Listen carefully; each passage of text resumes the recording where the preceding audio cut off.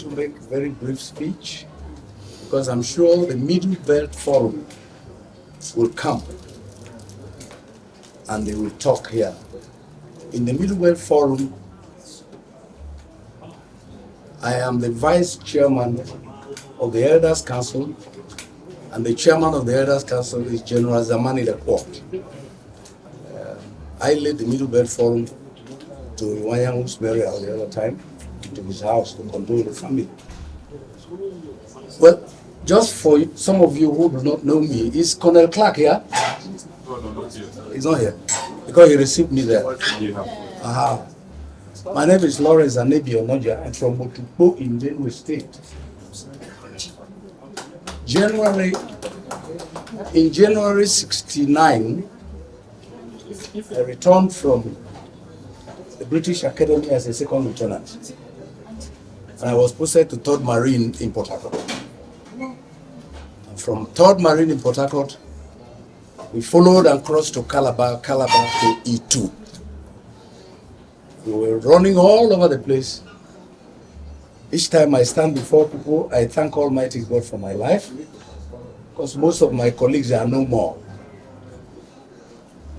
Recently, my cosmate, General Godwin Abe, was buried, and also General Tony Ukpo was also buried. These were my group in the army.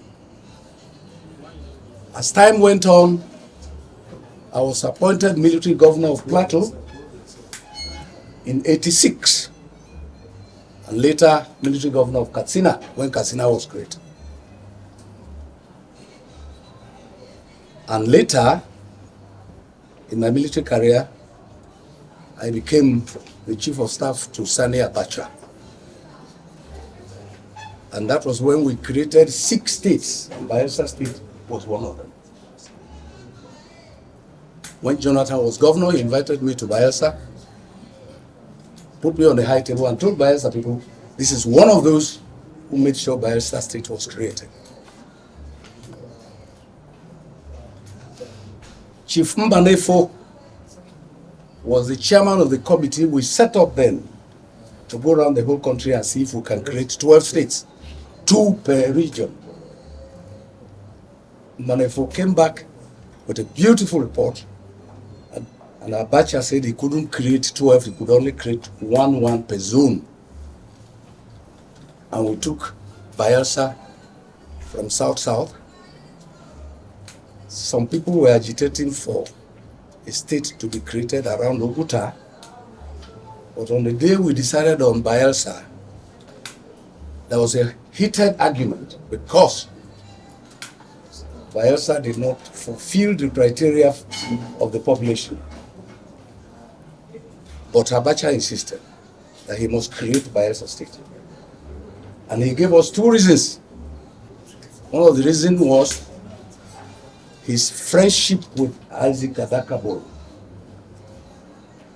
Told us he was his friend. I believe they were in the old army together. Secondly, because of the resources coming up from that area. And so we settled on Bayelsa and created Bayelsa. As time went on, I was an active player in the Arewa Consultative Forum. I disagreed with them because of Jonathan. They didn't want Jonathan to do second term. And I stood up there in Kaduna and I told them, no, Nigerians are one, and he has the right to ask for second term. And the big people in the meeting then didn't want me to say that.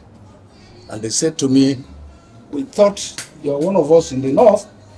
We have told you we don't want that man again. Why would you say so? I said, no, nobody can say that. My reason was, this was the first time a minority was being thrown up by circumstances to be the president of the country. Why would we deny him his second term? Newspapers carried it. My father, Chief Edwin Clark, called me all the way from Kaduna and said, Lawrence Onoja, come. I've seen your interview in the paper. In that interview, I was asked to apologize for insisting that Jonathan must do a second term. And I said, no, I will not apologize. Why should I apologize?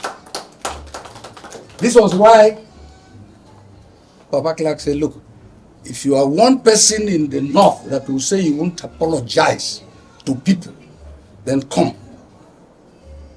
I want you to be in my house. So I left and came and fully joined the Middle Belt Forum. Because in the Middle Belt, all of you here know how much we have been fighting feudalism, even when we were young. The day I was posted to Katsina as governor in '88, placards were being carried on the streets saying they didn't want me because I was a Christian.